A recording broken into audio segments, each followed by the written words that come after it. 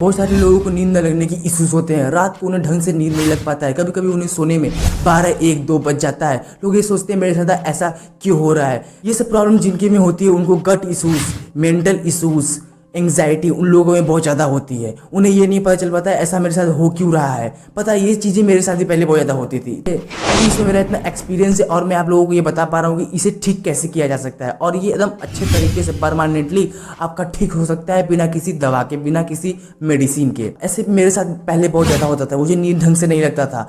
मैं कभी कभी मुझे सोने में 12 बज जाता था, 2 बज जाता था। मैं हमेशा सोचता था ऐसा मेरे साथ क्यों हो रहा है, ऐसा ऐसा मैंने क्या गलती कर दिया कि ऐसा मेरे साथ हो रहा है। मेरे साथ ऐसा नहीं होना चाहिए। मैं अच्छे से पढ़ नहीं पाता था, एकदम स्ट्रेस में चला जाता था। 2 बज जाता था, 3 बज जाता था। जब कभी बेड पर सोने की कोशिश करता था तो कभी इधर का थॉट, कभी उधर का थॉट, कभी इसके बारे में सोचने लगता था, कभी उसके बारे में सोचने लगता था।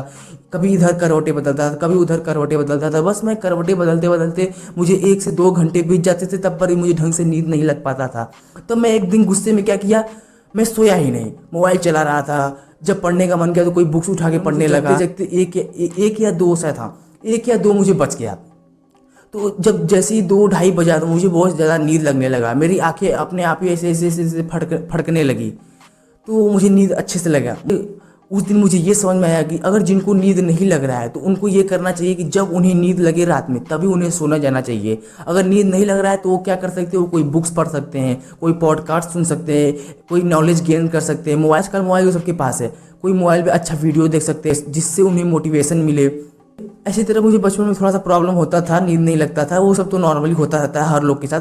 तो मम्मी बोलती थी तुम सो क्यों नहीं रहे हो। बच्चे अक्सर होता है कि रात को ज़्यादा देर तक जागते हैं तो पेरेंट्स जो होते हैं बहुत ज़्यादा परेशान हो जाते थे।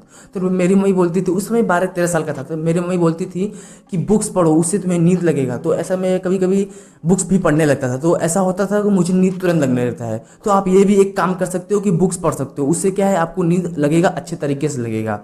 लेकिन वैसे तो मैंने आपको एक कंडीशन बता ही दिया कि अगर आपको नींद नहीं लग रहा है तो आप ये कर सकते हो कि जब आपको नींद लगे तभी आप सोने जाओ। इससे एक कंक्लूजन और निकलता है कि जब आपका बॉडी जो चीज़ मांग रहा है आप उसको उस टाइम पर वो दो। इसको किसी गलत डायरेक्शन में मत लेके चले जाइएगा, इसको सिर्फ इसी जगह तक सीमित रखिएगा।